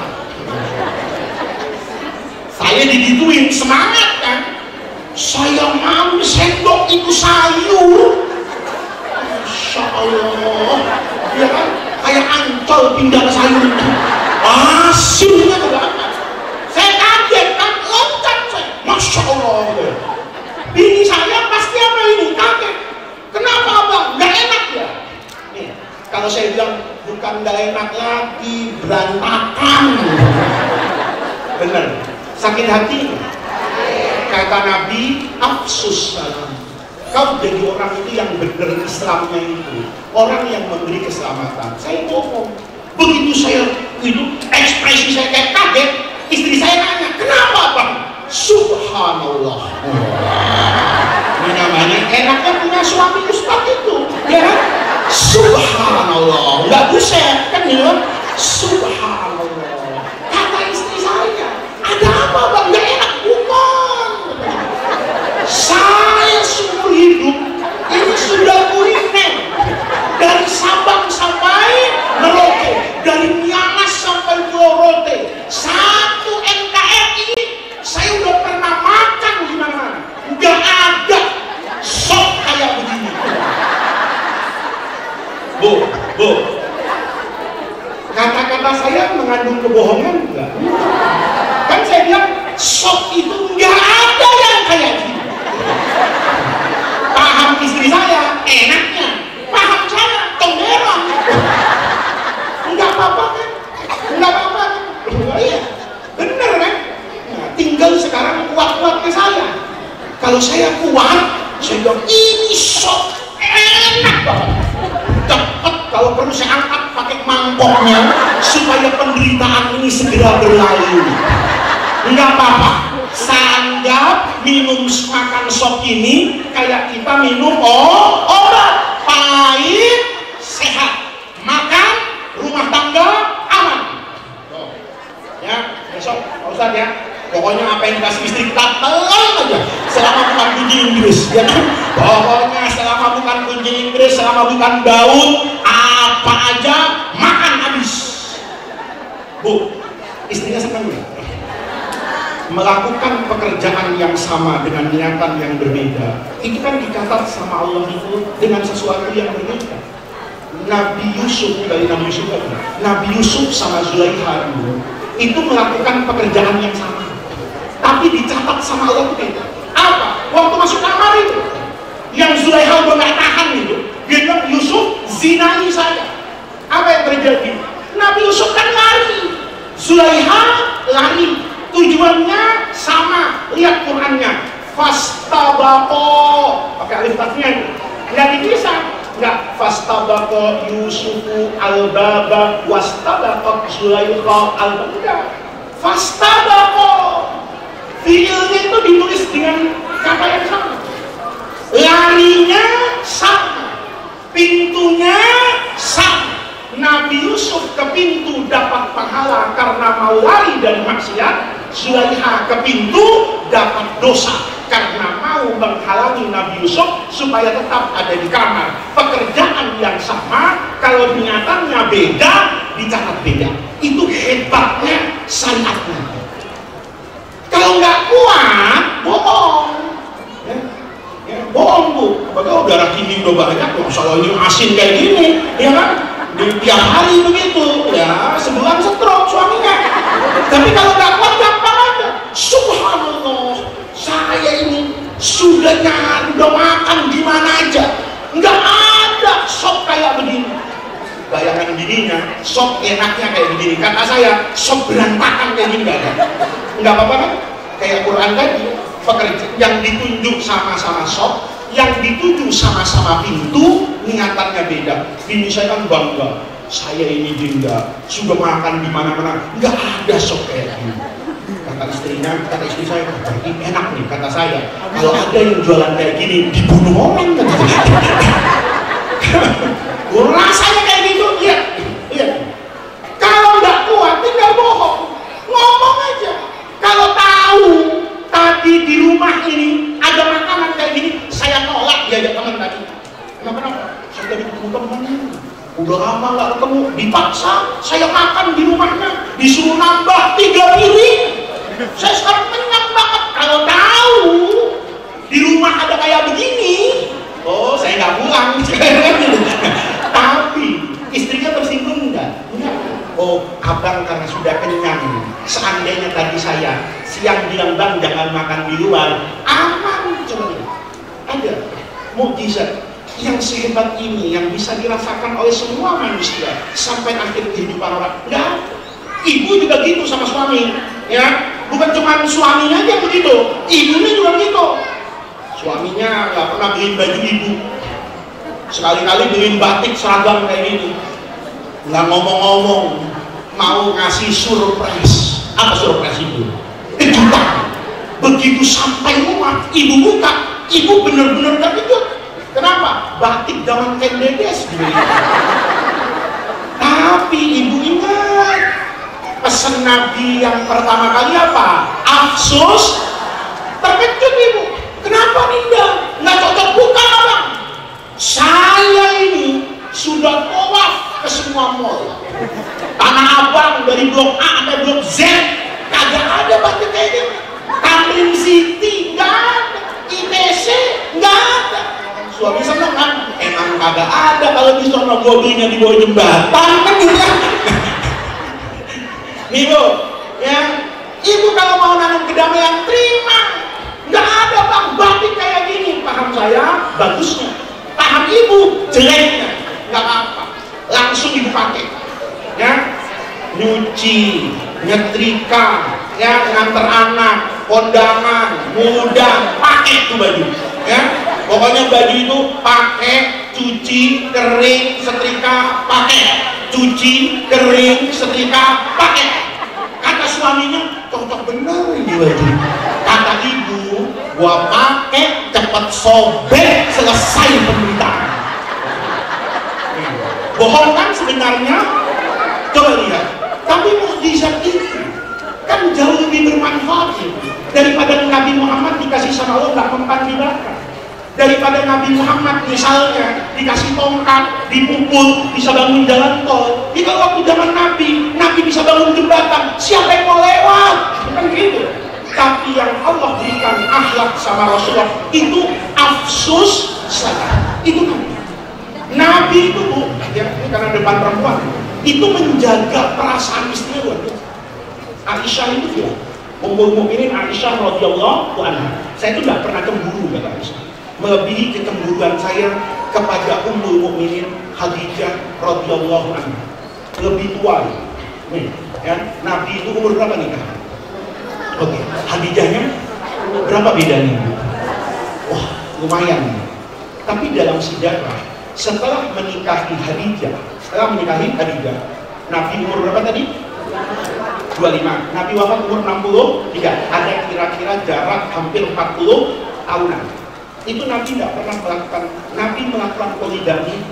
Itu kan setelah Khadijah apa itu? Wafat. Maka Khadijah itu pernah 18 tahun itu memonopoli Rasulullah. Nabi nggak pernah punya istri dua itu dengan Khadijah 18 tahun. Padahal dalam banyak riwayat Aisyah jauh lebih muda, jauh lebih cantik misalnya. Ummu Habibah, anaknya Abu Sufyan itu, Romlah itu dikatakan sama Abu Sufyan, ini anak saya paling cantiknya di Arabnya anak saya, dikasih sama Rasulullah untuk dinikahi. Artinya apa? Dari aspek fisik mungkin tidak terlalu istimewa, tapi Nabi itu nggak pernah lupa sama jasanya Khadijah. Jadi Nabi itu kalau lagi motong kambing di Madinah, lagi ada rezeki, itu nggak pernah keluarganya Ummul Mukminin Khadijah nggak dapat tuh. Jadi kalau Nabi di rumah dia ada kambing, itu ngomong sama istri Nabi, ini paha yang ini kasihkan sama dia. Siapa dia? Itu ponakannya Khadijah, itu adiknya Khadijah. Aisyah itu cemburu. Bahasa perempuannya ini Nabi Muhammad itu dijadikan Nabi yang manusiawi banget. Aisyah itu ngomong, suamiku ngapain sih masih ingat sama yang udah gak ada. Yang kedua, itu kan juga dinikahi Nabi tua, saya dinikahi Nabi muda, perawan. Lihat kata Rasulullah, Aisyah jangan ngomong gitu. Dia percaya kepada saya ketika orang sekafir kafir. Dia membuka hatinya untuk saya ketika semua orang itu menutup pintu rumahnya untuk saya. Itu akhlak. Ya, ini suami ibu sayangnya suaminya nggak ikut ngaji. Ya, nanti rekamannya kasih sama suaminya, bang jangan berdua-dua bang. Nabi bukan kan begitu kan? Ini Nabi dengan Khadijah itu betul-betul menjaga perasaan istri. Itu Aisyah saja itu pernah. Aisyah itu badannya kegemukan. Nabi mau nyuruh apa kalau sekarang? Iya. Itu nggak ada bilang Aisyah itu gendut, nggak ada. Sama Nabi diajak lomba lari. Itu menunjukkan Nabi dalam puncak kenabiannya itu tetap menjadi manusia yang sempurna, mesra sama istri. Aisyah itu cerita, saya itu dulu di Madinah ada Nabi, nggak pernah beli meja. Kenapa? Kalau nulis di punggungnya Nabi. Kalau ibu punya suami, punggungnya dipinjam kagak dikasih bu. Kasih korek sama lilin bu. Nabi itu melukis air di punggungnya Rasulullah, boleh karena istrinya Nabi kan. Itu kata Aisyah, Rasulullah itu menjaga perasaan istrinya itu luar biasa. Oleh karena itu ibu-ibu yang kalau kita bayangkan akhlak Rasulullah yang seperti ini, itu nggak ada dua, nggak ada duanya. Sama pembantu. Ini kan kita supaya ngerti, jangan Nabi itu cuma dicontoh sholatnya. Kan banyak orang sekarang sholatnya kayak Nabi tapi mulutnya nggak kayak Nabi. Ada nggak yang kayak gitu? Tahajudnya rajin, kalau ngomongin tetangga bukan Nabi yang sakit sampai dengkul gitu. Jadi sekarang panas. Ini kita pindah lah, yang nanti ngajian sampai asar ini kalau semuanya. Ya, ini istri. Sekarang Nabi kita pindahin sama pembantunya Anas bin Malik itu kan ibunya namanya Ummu Sulaim. Ummu Sulaim ini cinta banget sama Rasulullah sebelum melihat Nabi. Begitu Nabi hijrah sampai di Madinah, itu Ummu Sulaim itu sedih karena dia miskin. Orang-orang ada yang ngasih kulkas, ada yang ngasih apa aja ke Nabi. Gua bisa ngasih apa ya? Narik di rumahnya nggak ada apa-apa. Anaknya Anas umur 10 tahun ini ditenteng ke Rasulullah. Kata Ummu Sulaim, ya Rasulullah, khadimu Anas. Mulai hari ini anak saya jadiin pembantunya Nabi. Anaknya soleh. Kalau anak ibu sekarang, gue protes. Ibu cinta Nabi boleh, kenapa gue korbannya? Kan begitu. Kenapa gue dijadiin pembantu? Kata Anas, saya ini berkhidmat di rumah Rasulullah 10 tahun. Apa yang saya kangenin dari Rasulullah itu? Apa yang saya paling ingin dari Rasulullah? Kata Anas, saya kepengen 10 tahun ngeliat Nabi marah. Saya kepengen, selama saya membantu, itu kepengen marahnya Nabi itu sebagai majikan saya, itu kayak apa? Itu gak pernah marah Rasulullah 10 tahun. Ibu pembantu baru seminggu itu udah punya tipis itu. Ya kan? Ini salah, itu salah. Ini 10 tahun. Anas itu sampai pernah melakukan kesalahan yang dia berharap Rasulullah. Kalau ibarat sekarang ini, Nabi nyuruh Anas itu ke pasar. Kata Rasulullah, Anas beli ya, punya obat lah, obat sakit kepala atau Anas beli teh ya. Anas berangkat. Di tengah jalan kata dia, fi hadaikil Madinah, di kebun-kebun Madinah itu, Sayyidina Anas tuh kalau melihat anak sekarang, ibaratnya itu melihat ada anak kecil main layangan. Namanya anak-anak, waduh, teman-teman main nih, ikut main. Nabi di rumah kepikiran, ini kemana pembantu saya? Sudah jam 2 siang, dari tadi pagi belum. Nabi yang panik. Karena panik, Nabi cariin. Begitu ketemu, lagi main layangan. Tarik, Nabi ya, akhlaknya, afsus salam, memberi kedamaian. Itu bukan panggil Anas, ikut main. Tuh, jadi Nabi itu jangan berarti ikut main layangan Rasulullah. Begitu main-main, menang, Anas puas, dan Nabi tanya, Panadol mana? Innalillahi Rasulullah. Aman. Aisyah tadi saya lupa, nggak saya terusin tuh. Begitu gemuk tadi itu Aisyah. Ini Nabi enggak, dia bilang, kamu gemuk enggak? Nabi ajak Aisyah itu lomba lari. Coba ibu bayangin, kalau saya, ibu bertamu ke rumah saya Ustazah, melihat saya di depan rumah itu lagi lari-lari sama istri saya, kira-kira jadi undang nggak? Kayaknya enggak. Ustaz apaan ini? Tapi kita perlu tahu bahwa itu manusia, bahwa itu tidak mengurangi kemuliaan. Apa salahnya membahagiakan istri sendiri dengan cara kayak gitu? Maka Nabi lomba lari di Madinah. Akhir hidupnya Nabi menang. Memang Nabi kepengen untuk menang. Dulu waktu baru nikah, supaya Aisyah bangga, pernah lomba lari, Aisyah yang menang. Begitu di Madinah kalah. Nabi bilang, kenapa Nabi? Kata Aisyah nih, dulu waktu lomba saya yang menang, sekarang kenapa Nabi yang menang? Kata Nabi, karena badan saya sekarang sudah lebih ringan. Tapi nggak bilang kalau kamu sekarang lebih gendut, enggak.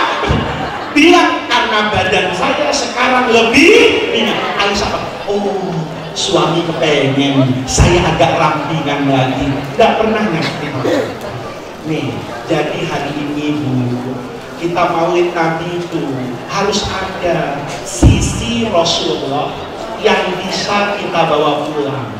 Oh, Nabi itu mampu memberi kedamaian, Nabi itu mampu memberi rasa keamanan. Maka di rumah kita harus menjadi ibu yang memberi rasa aman kepada anak, istri yang memberi rasa aman kepada suami, warga masyarakat yang bisa memberi rasa aman kepada lingkungan. Jadi ini pesan maulid nabinya, bahwa Rasulullah mukjizatnya adalah akhlak, maka kita punya kewajiban untuk berakhlak seperti akhlaknya Rasulullah agar mukjizat Nabi tetap ada sampai akhir zaman. Yang terakhir ini, ya, yang terakhir ini, Bu, saya mau ngomong rada-rada penting ini. Ini keluar dari maunya Nabi, tapi untuk kebaikan kita semua. Bu, Pilpres itu masih lama, tapi sholat tahajud nanti malam. Pilpres itu masih lama, sholat tahajud besok pagi. Kalau sekarang kesiangan, ya kan? Soalnya kan habis ini kata Ustazah ada makanan, karena kalau udah nggak sempat sholat duha, ya. Jadi Bu, Pilpres itu masih lama. Sholat tahajud nanti malam. Tolong Bu, nanti malam Ibu sholat tahajud, doakan Indonesia, bukan doain capres, doain Indonesia. Karena kita punya masalah, masalahnya sama. Ayo jujur, hari ini bensin mahal. Bensin mahal itu kapan? Dari tahun. Ayo, Ibu kalau ngaji di sini tahun 70-an, ayah saya ceramah juga, saya putar kasetnya, bensin mahal. Kiai Zainuddin MZ tahun 90-an ceramah, itu ceramahnya bensin, berarti bensin mahal dari kapan? Dari dulu.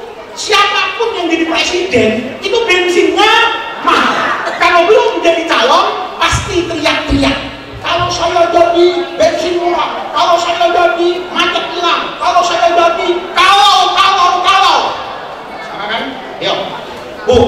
Pemilu jujur apa curang? Pemilu jujur apa curang? Salah jawabnya. Pemilu itu jujur kata yang menang, curang kata yang kalah. Sama nggak? Ayo. Ya, sekarang sudah bersatu Pak SBY kan, Pak Prabowo. Coba lihat. Pemilu 2019 kemarin, pemilu 2014 yang lalu, itu kata Pak SBY pemilu curang. Tapi tahun 2004 sama 2009 itu masih ingat pemilu tahun 2009. Pak SBY hebat tuh. Di Pilpres itu pasangan sama Pak Budiono menang 1 putaran. Partai Demokrat dari bawah melejit ke atas, menang gitu. Gimana nggak menang? Slogannya hebat, katakan tidak pada korupsi. Itu tahun 2009. Percaya, menang. Begitu dihitung pemilu presiden ternyata cukup 1 putaran, Pak SBY menang jadi presiden. Kata Pak SBY, alhamdulillah pemilu sudah kita laksanakan dengan baik. Kata Bu Mega, curang pemilu. Bener nggak? Kemarin 2019 Pak Jokowi menang, PDIP menang. Kata Bu Mega, pemilu berjalan dengan baik dan penuh dengan kejujuran. Kata yang kalah, bener kan? Pak Prabowo, 2019 kita harus perbaiki negara dari kesalahan ini. Saya akan mengoreksi apa yang dikerjakan oleh presiden kemarin. Presidennya Pak Jokowi. Sekarang kata Pak Prabowo, saya akan melanjutkan pembangunan yang berkesinambungan, yang baik untuk masa depan bangsa. Jadi Bu, pemilu dan pemimpin politik itu biasa aja. Nggak usah berlebihan cinta sama orang. Bung Karno, orang hebat gak? Hebat. Memerdekakan negeri ini. Bahkan diangkat jadi presiden seumur hidup. Tapi tahun 67 dia main. Diberhentikan oleh MPRS. Berhenti kamu jadi presiden. Padahal MPRS sudah bikin keputusan ini presiden seumur hidup. Tapi negara kok jadi kacau. Lama-lama berhenti. Naik Al-Mukarram Soeharto. Ordenya namanya Orde Baru. Pidato, rakyat tidak butuh revolusi, rakyat butuh nasi. Oh. Didukung nggak sama semua orang? Didukung nggak? Oh, didukung. Berkuasa 32 tahun. Hebat itu presiden. Pemilu masih kurang 5 tahun, dia udah tahu Golkar menang di Jakarta. Kenapa? Panitianya dia, saksinya dia, semuanya dia. Ibu masih ingat kan? Pemilu kata Golkar jujur dan adil. Slogannya jurdil. Kata P3 sama PDI, pemilu curang. 32 tahun Pak Harto yang baik awalnya jatuh. Kata orang Indonesia, harus orang pinter yang mimpin negeri ini. Naik Pak Habibie. Tahan berapa lama? 1 tahun 8 bulan. Profesor yang hebat itu harus kalah. Dia menyerahkan jabatannya untuk tidak dipilih kembali oleh MPR.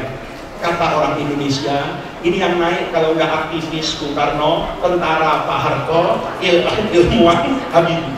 Sekali-kali yang naik kiai.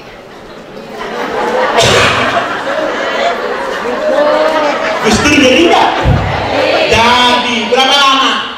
2 tahun. Habis kan? Dijatuhin kan?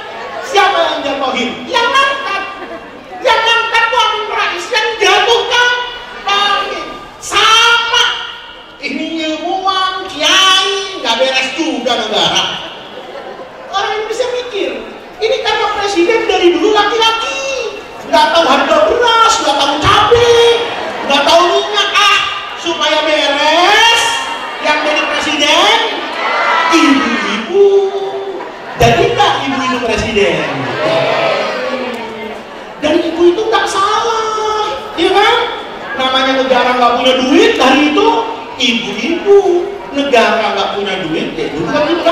Kalau di rumah suami nggak punya duit, apa itu digadein? Apa jual. Bener nggak? Bener nggak? Lepaskan aset negara, kenapa? Dunia nggak salah. Kayak ibu mau belanja pagi itu loh, nggak ada duit. Ada motor suaminya lah. Kebetulan di BPKB-nya bawa baju lagi. Ibu bawa kemana? Ibu bawa kemana? Kenapa? Untuk menyelamatkan makan siang. Kan begitu Pak? Lama-lama orang Indonesia itu, ini ibu gimana ini? Kok semuanya dijual? Nggak bener ini? Inilah karena kita nggak punya presiden yang gagah, tegas dan tampan. Menang nggak Pak SBY? Siapa yang milih? Ibu-ibu. Bangga dong punya presiden tinggi, besar, gagah. Sampai Presiden Bush Junior itu lihat Pak SBY itu agak naik karena dia lihat Pak SBY. Itu luar biasa. Senang betul. Katakan tidak pada korupsi, yang ngomong 5, yang 3 ketangkap KPK. Benar kan? Ibu kecewa kan? Ingat, ada demo kan di Hotel Indonesia?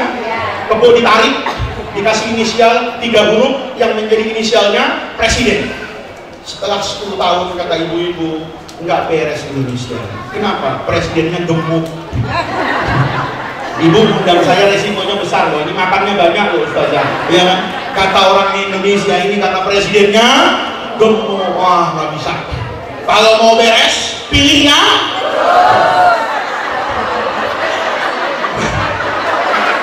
Nah ini bukan bercanda, bener nggak? Menang kan Pak Jokowi? Wah badannya besar itu, nggak bisa ngecek infrastruktur, dia nggak muat masuk got, ya kan? Milih yang sekarang perasaan ibu gimana? Dia rasain masing-masing deh. Oke. Nanti setelah Pak SBY, setelah Pak Jokowi, kalau kita begini-begini aja, percaya sama saya, siapapun yang gantiin sama. Kalau nggak sama ntar jangan undang saya lagi. Ayo sama. Ya. Kita punya gubernur, mau kafir mau muslim. Ibu majelis taklim beli seragam bayar sendiri kan? Ya. Dibayarin sama gubernur itu? Enggak kan? Enggak. Macet masih istiqomah sampai sekarang. Orang istiqomah jamaah ini Jakarta istiqomah macet. Sama. Maka maksud saya, kalau penyakitnya sama, cara ngobatinnya jangan sama. Kita kan begitu sama, dukung ini, dukung itu, semestit berantem. Ayat 2019 itu, saya masuk masjid, saya kan ngajar di masjid, imamnya ganti. Saya tanya, ini imam kemana? Kata saya, kok diganti? Udah kita pecat Pak. Emang kenapa? Dia dukung Jokowi Pak. Kita pecat, gak benar dia, musuh Islam. Masya Allah. Yang ganti itu tajwidnya masih goyang. Dia bilang yang tajwid itu anti Islam. Saya enggak, sebaliknya ya, ke satu daerah di Jawa. Kok imamnya ganti gitu? Udah kita rumahin Pak, nggak usah kita suruh masjid. Kenapa? Dia nggak benar Pak, dukung Islam garis keras, dukung Prabowo. Kita semua Jokowi. Masya Allah. Gara-gara pilpres itu imam sampai dipecat. Setelah pilpres Jokowi sama Prabowo damai, kiainya belum saling menyapa. Ayo, saya mau ajarin bener sama ibu ini. Setelah ini ibu mau cocok sama saya, enggak, bodo amat. Ibu mau dengerin saya enggak, tapi saya enggak mau urusan sama Munkar wa Nakir di kuburan gara-gara ini. Ayo, petinju, ibu pernah nonton tinju nggak? Coba ibu, tonjok-tonjokan, godok. Tapi begitu ronde terakhir, selesai, salaman. Pelukan darah bu, bengap, salaman. Ustadz sama ustadzah, kiai sama bu nyai, gara-gara Prabowo Jokowi masih kagak nyapa. Mana akhlak? Mana Rasulullah? Ayo, biar sholawatnya berbusa-busa, muncrat-muncrat. Untuk apa kalau nggak dihafalkan? Maka ayo diganti sekarang. Nanti malam ibu doa sama Allah. Allahumma ja'al Indonesia, ya Allah, jadi Indonesia baldatan thayyibatan mubarakan. Ini negeri aman, sejahtera, sujud kepada Allah, akhlak, bahagia, lahir batin, mati ke surga. Doanya segitu doang. Jangan nyebut nama. Kalau nyebut nama bukan doa, tim sukses. Ibu tahu tim sukses nggak? Tim sukses kan tugasnya banyak. Ada yang bagi duit, ada yang bagi kaos, ada yang nempelin stiker. Nah yang ini rupanya bagian doa. Jadi kalau ada orang doa disebut, itu tim sukses. Kita tahu nggak? Ibnu Athaillah itu sufi besar itu ngajarin kita itu kalau mau bahagia, kunci bahagia itu apa sih? Kata beliau itu dalam hikam. Itu nggak usah saya baca bahasa Arabnya. Bahasa Arabnya arif nafsaka minat tadbir dan sampai akhir. Kata Ibnu Athaillah, orang itu kalau mau bahagia, dia bisa mengatur dirinya untuk tidak mengatur Allah. Ada bedanya doa dengan minta. Beda. Allah itu tidak pernah tidak menjawab doa kita, tapi Allah bisa jadi tidak ngasih apa yang kita minta. Saya dulu kecil Bu, tanya saya tuh nggak mau jadi kiai. Lihat bapak saya ribet banget hidupnya, pergi sono, saya tuh pengen jadi pilot. Kenapa saya? Sekali-kali lah anaknya nggak usah ke pesantren, jadi pilot. Saya kepengen jadi pilot. Waktu ada corona, itu saya bersyukur nggak jadi pilot. Teman saya beneran jadi pilot. Bininya jualan roti di TikTok, di Instagram. Kan? Itu Instagram kamu? Iya. Kok saya lihat istrimu jualan roti? Saya nggak ada pemasukan. Orang kagak terbang, pesawat saya parkirin malah di Australia gitu. Nggak ada. Itu ngapain tiap hari? Ya pertama sih terima gaji, lama-lama nggak kuat perusahaan. Akhirnya alhamdulillah gue gak jadi pilot, walaupun gak bisa ngaji ketemu tapi ngaji online. Iya kan? Kalaupun amplopnya gak jabat tangan, transfer. Alhamdulillah. Saya bahkan kemarin setelah selesai COVID itu lama gak ketemu sama teman saya itu, ketemu di Soekarno-Hatta itu, dia mau terbang ke Singapura, saya mau umroh. Saya tanya, karena lama gak ini, dia ngajak ke kafe minum kopi, dia yang bayarin. Saya ambil dompet. Karena teman akrab banget, saya ambil dompet, pinjam dompet. Saya lihat, kamu kok bawa duit banyak banget sih? Lah iyalah, kan saya mau minum kopi, nanti siang saya makan. Bukan terus, enggak. Saya cuma terima gaji, makan sendiri. Cuma hotel saya gratis. Artinya apa? Saya mau keluar naik pesawat, bawa pesawat nih, harus bawa duit. Saya di situ bersyukur. Saya tiap naik pesawat itu berangkatnya nggak pernah bawa duit saya. Pulangnya mesti bawa duit saya. Saya bilang teman saya ini terbang mesti bawa duit. Saya alhamdulillah kalau terbang itu nggak pernah bawa duit. Kenapa? Ada yang bawa duit di samping saya, panitia yang jemput. Bapak mau makan? Ya. Terus saya mau pura-pura mau bayar itu pakai kartu, pakai kris. Nggak usah. Tidak bayar. Alhamdulillah. Coba lihat. Jangan ngatur rezeki itu masing-masing tuh. Cicak coba lihat, cicak di dinding. Aneh kan rezekinya. Ibu masih ingat nggak lagu cicak-cicak dulu tuh? Cicak-cicak di dinding, dia merayap, datang seekor nyamuk. Bu, cicak itu paling istimewa. Kucing kalau lapar datangin tukang mie ayam. Ya kan? Pernah cecek lapar terus ada di pasar gitu. Hah? Enggak, dia di dinding. Makannya apa? Nyamuknya bego banget. Dia kan terbang dari tadi selebar masjid ini kan aman. Dia pacaran di tengah sini, bisa dimakan cecek. Kok bisa? Dia yang terbang aman di tengah gini ke pinggir-pinggir situ. Kata cecek nyerahin nyawa, ya kan? Lalu Allah itu punya aturan tersendiri, punya kekuasaan tersendiri untuk ngantar rezeki kepada cecek. Makanya ibu kalau mau bahagia jangan ngatur Allah. Doanya bagus. Rabbana atina fid dunya hasanah. Apa? Ya Allah, berikan kepada saya yang baik-baik. Yang baik itu apa? Jangan ditafsirin. Kalau ditafsirin salah-salah, ibu salah tafsir. Ya Allah, suami saya sehari cuma 50.000, ya Allah, siang amat. Kata malaikat, lu maunya apa?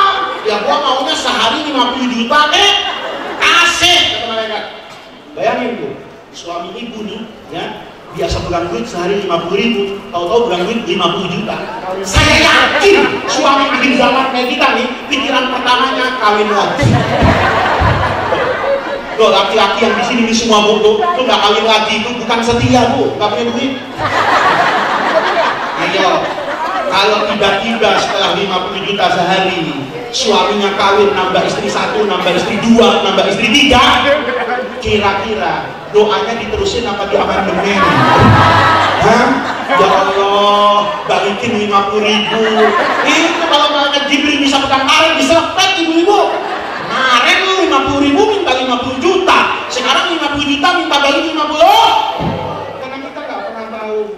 Jangan-jangan sakit yang Allah kirim kepada kita itu karena Allah sudah kangen. Lu udah lama nggak baca Waqiah, gitu. Quran yang dibaca Yasin aja itu juga nggak ada orang mati, kan gitu. Nggak ada orang mati nggak disentuh. Kasih sakit baca Waqiah, kasih miskin duha, kan gitu kan. Jadi jangan ngatur Allah, minta yang baik-baik. Indonesia yang baik-baik ya Allah, majelis taklim yang baik-baik. Kalau yang baik di tangan Pak Anies, amin. Yang baik di tangan Pak Ganjar, amin. Yang baik di tangan Pak Prabowo, amin. Itu semua orang baik-baik ya Allah, mudah-mudahan kasih saya yang terbaik. Selesai. Kalau ibu rada kesel, tambahin aja, mudah-mudahan ya Allah yang nggak baik mati sebelum pilpres dulu. Tapi nggak boleh sebut nama.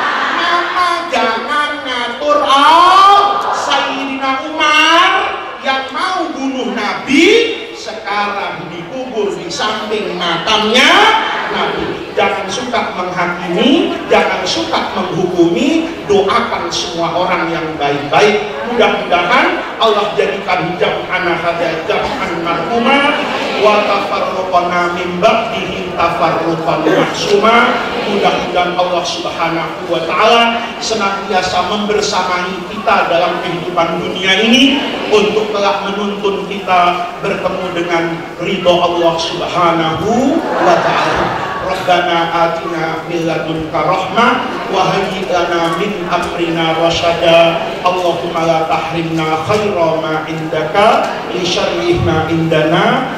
Kurang lebihnya saya mohon maaf. Wallahu muwaffiq ila aqwamit thoriq. Wassalamualaikum warahmatullahi wabarakatuh.